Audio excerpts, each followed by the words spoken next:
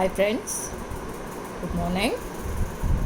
Today's topic in Geography, Unit 5, India, Population, Transport, Communication and Trade. Learning objectives. What we are going to learn in this chapter. To understand the growth and distribution of population in India.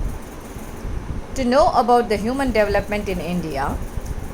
To learn the transport system of India, to understand the communication system of India, and to assess the nature of trade in India. So here we are going to discuss about the population, the census, distribution and density of population, population growth and change. Then about the transport. You know very well it is one of the important communication to move across from one area to the another area. What are the different types of transport that we are going to see? Then communication link and the trade. Here first we'll go to the introduction.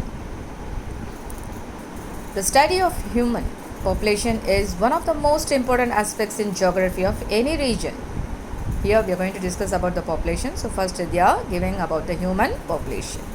It's one of the important resource, you know very well, human resource. So the human population has many components, but the most fundamental are its number, composition, distribution and density. Therefore, it is essential to study these components. So the study on these aspects also would reveal the workforce of the country. Now, first point about the population. What is population? The total number of people which residing in a country at a specified period of time is called the population of that country. Population means the total number of people residing in a country or a state or region, any place, okay, but for a specific period of time it's called as a population of that country or a state or a region. India is the second most populous country in the world next to China. As we all know very well, China is number one in the population.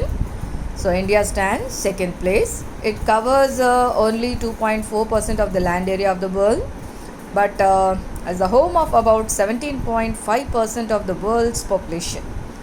It shows that the proportion of population of India is far higher than the proportion of its area. So thus, a little more than 1 out of every 6 persons in the world is from the India only. So what is population? Total number of people residing in a country at a specific period of time is called population of that country. Now we are going to discuss about the census. Once in every 10 years they used to take that is census. Population census is a total process of collecting, compiling, analyzing or otherwise we call disseminating, that is spreading demographic population, economic and social data pertaining at a specific time of all persons in a country or a well-defined part of a country, a particular place, entire country's people they have taken into account, that is census. It happens in an interval of how many years? 10 years.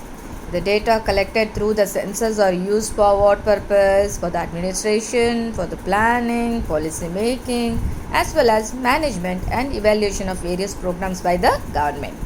So based on the population only, the government is allocating that department wise. And the ministers also depends on the population, they are just selecting. Do you know matter? It's important. In India, the first census was carried out in the year 1872.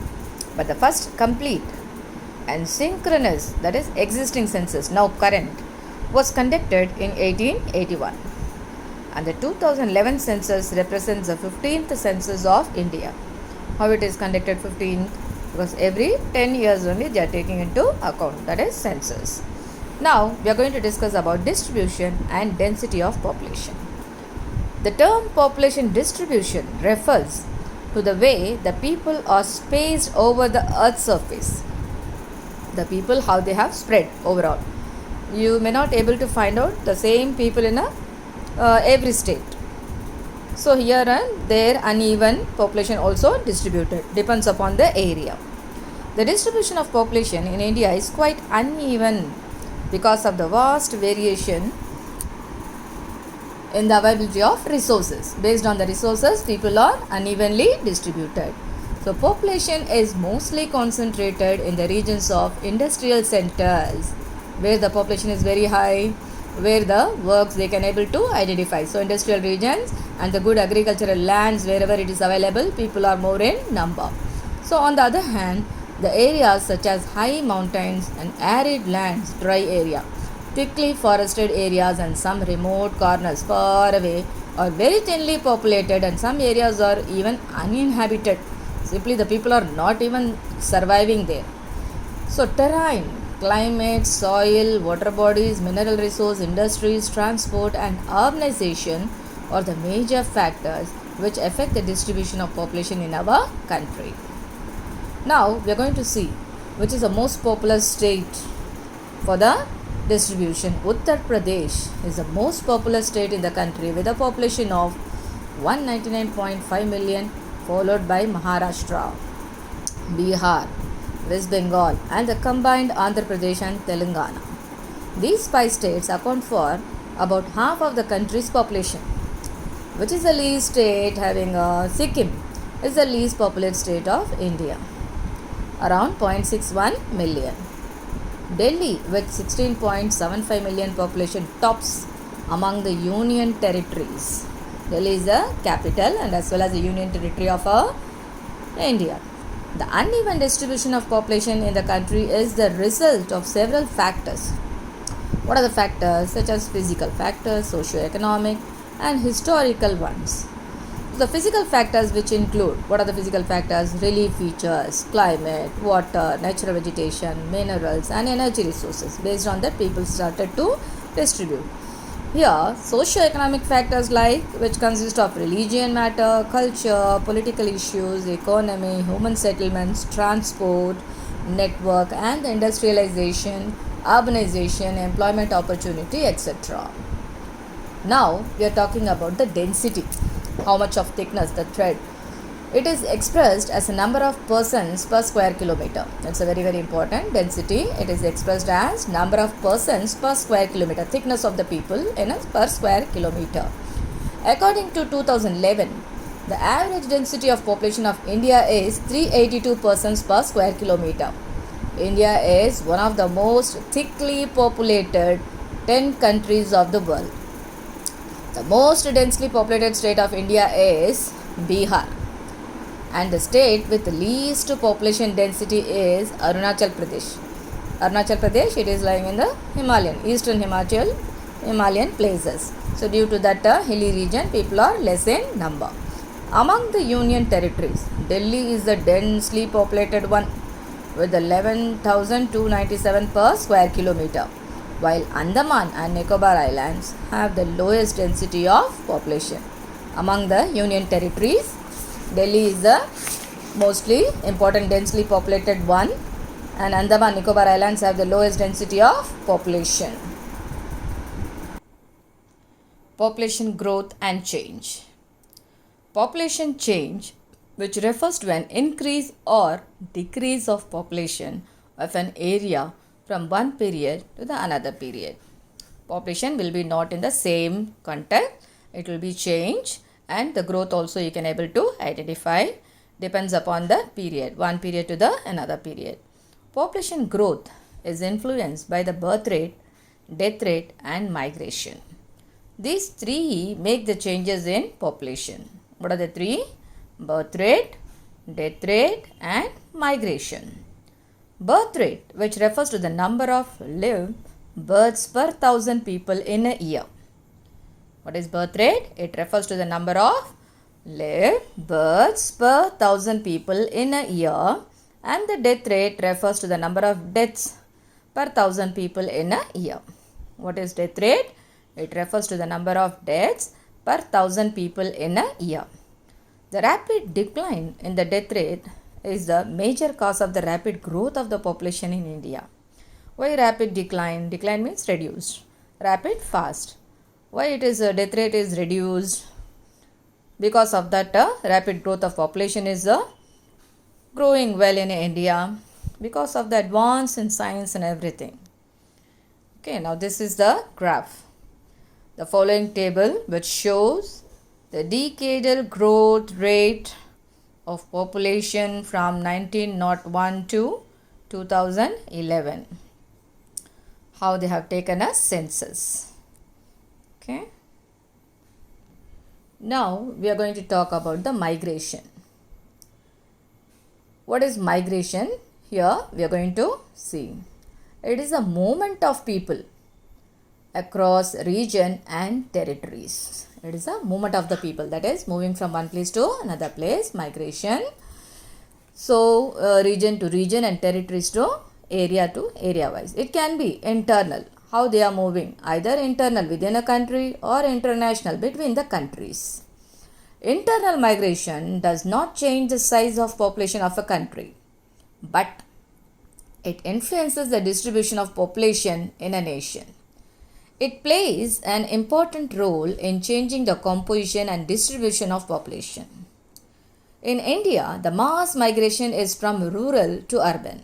What is rural? From village to urban, town or the city we call. Unemployment and underemployment in the rural areas are the push factors, and the employment opportunity and higher wages in the urban areas caused by the industrial development are the pull factors of migration in the country. Why the people are starting from the villages to the town? Because to earn more money for their employment purpose, and underemployment they were facing, that is as per their education they are not getting the proper job. Due to that, people transferring from rural areas to the urban areas. That is a push factors to get the employment opportunity, to get a higher wages. Now the population composition. Population composition refers to the characteristics. What is that? Such as age, sex, that is male and female, marital status, that is whether you are married or unmarried, caste, religion, language, education, occupation, etc.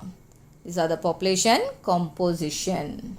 Age, sex, marital status, caste, religion, language, education, occupation, etc. The study of composition of population helps us to understand the social, economic and demographic structure of population. Now, age composition. The age composition of population refers to the number of people in different age groups in a country. Population of a nation is generally grouped into three broad categories. In India, the children who has less than 15 years of age, which constitute around 29.5%, and the people above 60 years who constitute around 8%. So the dependent population in India is 37.5 and the independent population is around 62.5%, that is 16 to 59 years of age is around 62.5% alone. So it shows that our country has enormous manpower. So we can able to improve our level, economic level. Sex ratio. Sex ratio means what? It is defined as the number of females per 1000 male population. The sex ratio in our country is always unfavorable to the females. Okay, give reasons. What is the reason? Now look at this. According to 2011 census, the sex ratio of the country is 940 females per 1000 males. Okay, males are more in number, females are in less. So this suggests that the size of the female population is lower than the males. So it is 1084 in Kerala and 1038 in Puducherry.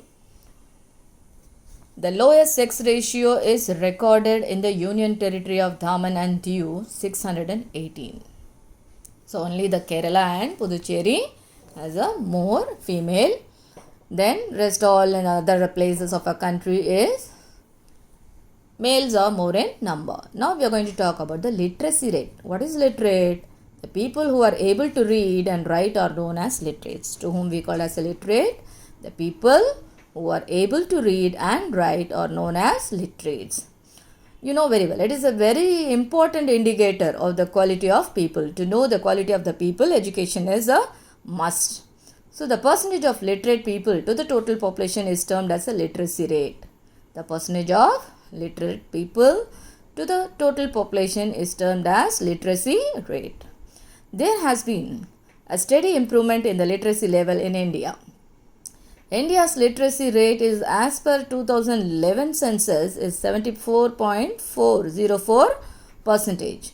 From this, the literacy rate of the male is around 82.14 percentage and the female is 65.46 percentage. It shows that still there is a vast gap, 16.68 percentage between the male and the female literacy rates. But here, Kerala ranks first in the country with a literacy rate of 93.91 percentage, followed by Union Territory Lakshadweep, which is nearby to the Kerala, with 92.28 percentage. The lowest literacy rate is found in Bihar. Bihar, you have seen that density of population is more in number, but literacy rate is comparatively to the other states, it is very less, 63.82 percentage. Now, occupational structure. What type of work the people started to do over there. The economically active part of a country's population is enumerated during the census operation and stated as workers. Workers are placed under three full categories in census record. They are main workers, marginal workers and non-workers. According to the Census of India, all those who had worked for the major part of the preceding year, at least 6 months or 183 days, they are recorded as a main workers. Those who work for less than 6 months, they are recorded as marginal workers, and the people who have not worked at all comes under the non-workers. It has been divided into three parts: marginal workers, non-workers and the main workers. Population dynamics. What are the differentiate they just brought out in the human population dynamics is a field that tracks the factors related to changes in the size of population and its characteristics. Predicting population changes is an important aspect of the population studies. What are the problems of overpopulation? We need population to generate our economic level, but what is the problems of overpopulation? In India, growing pressure of population on resource base created many socio-economic, cultural, political, ecological and environmental problems. The population problems vary in space and time and differ from region to region. Some of the major issues which was created by overpopulation in our country are overcrowding, unemployment, underemployment, low standard of living, malnutrition. They are not giving proper nutrition work and in between they are just mixing some other product to cheat. So mismanagement of natural and agricultural resources, unhealthy environment, etc. Overcrowding, overpopulation, how the people problems are facing. Now, urbanization. The process of society's transformation from rural to urban is known as urbanization. What is urbanization? Urban, everybody knows that it is a town. The process of society, entire people, they are just coming out, transformation from village to the town. It's known as a urbanization. Urbanization in India. The level of urbanization is measured in terms of percentage of urban population. So, Goa is the most urbanized state. Himachal Pradesh is the least urbanized state. Among the union territories, Delhi is the most urbanized region, followed by Chandigarh, union territory. Chandigarh is one of the union territory. Delhi is also an union territory. Among the major states, Tamil Nadu continues to be the second most urbanized state with 48.4% of urban population, followed by Kerala and Maharashtra. So next to Tamil Nadu, Kerala and Maharashtra stands. Impacts of urbanization. More populations are there, you are saying. Anyhow, what are the problems for the urbanization? Major problems we are going to see now. Urbanization and population concentration go hand in hand and are closely related to each other. Rural to urban migration leads to population explosion in urban areas. Metropolitan cities like Mumbai, Kolkata, and Delhi, they have the more population than that can accommodate. Area is very less, but population is more in number, so they are facing the problems in urbanization. So the following are the major problems of urbanization in India. What are that? It creates the urban sprawl. The people unable to stay in a urban side because of the overpopulation. It makes overcrowding in urban centers. It leads to the shortage of houses in urban areas. They are unable to stay in a proper houses. In a small house, the people are living more in number. So it leads to the formation of slums. The people, those who are not finding places, they are just staying in a platforms. Wherever they are finding place, they are just putting a small huts. Like that, the people started to survive. So it increases traffic congestion in cities. Of course, overpopulation, they started to use more two-wheelers, four-wheelers and three-wheelers and everything. Traffic congestion in cities you can able to identify for their urbanization area. It creates water scarcity in cities because of overpopulation. So many problems are there. One among is water scarcity. It creates drainage problem. Why? Because of the overpopulation. It poses the problem of solid waste management, and it increases the rate of crime also. So these are the impact of urbanization. People are thinking urbanization, we are living in cities, we are very great and everything, even though they are facing these type of problems. The major problems of urbanization in India, these are the points. Now, the next point we are going to discuss about the transportation.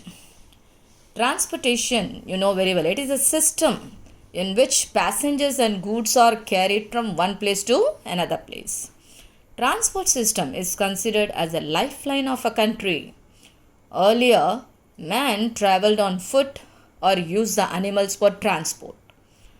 With the discovery of wheel, transport was made easier, and gradually different means of transport were developed.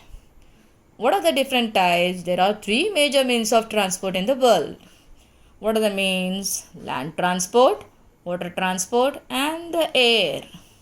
These are the means of transport. Land transport denotes what? Roadways, railways, and pipelines. Water transport, inland waterways and the ocean routes. Air, domestic airways and international airways. These are the means of transport. We'll see first about the importance of roadways. Roads, which play an important role in carrying goods and passengers for short, medium and long distances. You know very well, road plays a very important role even for the railways, airways, or even seaways. Directly we cannot able to fly over there without the help of the roadways. So roads plays an important role in carrying goods and passengers for the short distance, medium and the long distances. So it is highly suitable for short distance service. Long naka we feel very tired, isn't it? So for the shorter distance you may able to use the roadways. So it is comparatively easy and cheap to construct and maintain the roads. Road transport system can establish easy contact between farms, fields, factories and markets and can provide door-to-door transport service. Roads are the most universal mode of transport. So Indian roads are cost efficient. It's a very important.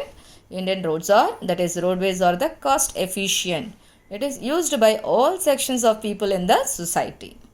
In India, the densest road network is found in the northern plains where it is relatively easy to construct roads. In mountainous area, it is quite difficult to construct roads. Road density is the highest in Kerala and lowest in Jammu Kashmir. So road density where it is very high, it is in Kerala. Lowest density you can find in Jammu and Kashmir due to the mountainous area.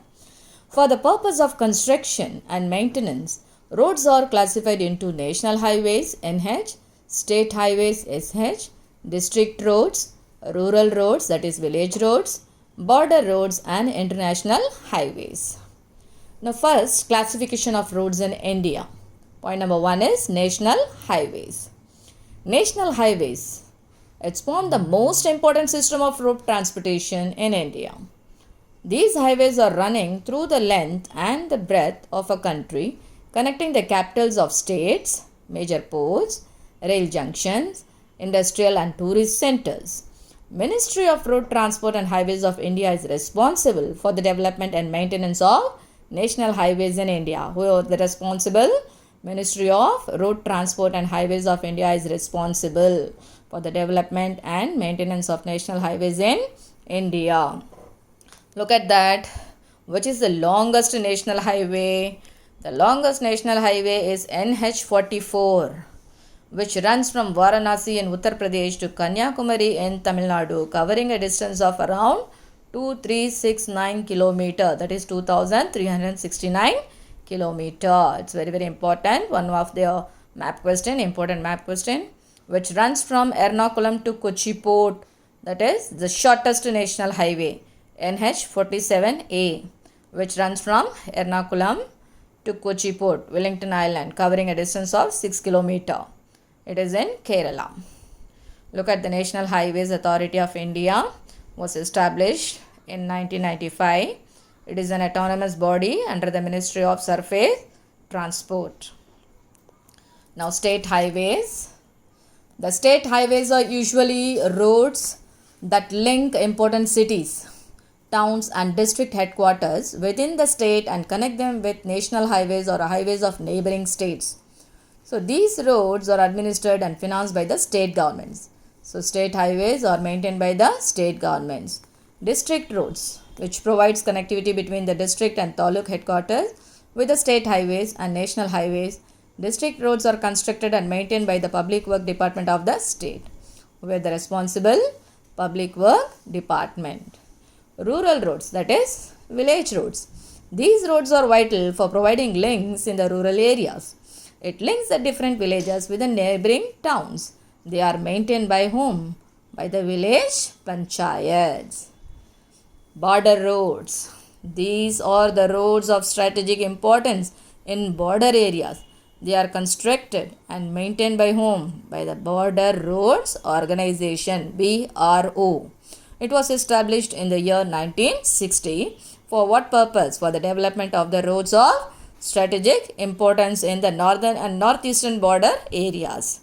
Border Roads Organization, BRO, has constructed world's highest road joining Chandigarh and Leh in Ladakh. This road runs at an average altitude of 4,270 meters. Now, Golden Quadrilateral. Golden Quadrilateral roads, that is 5,846 km long road of 4 to 6 lanes, connects India's 4 metropolitan cities, Delhi, Kolkata, Chennai, Mumbai, Delhi, that is Delhi, Kolkata, Kolkata, Chennai, Chennai, Mumbai, Mumbai, Delhi. This project was launched in 1999. Now the next one is North-South and East-West corridors. North-South corridor aims at connecting Srinagar in Jammu Kashmir with the Kanyakumari in Tamil Nadu, including Kochi, Salem, spur with 4,076 km long road. Now look at the India roadways map.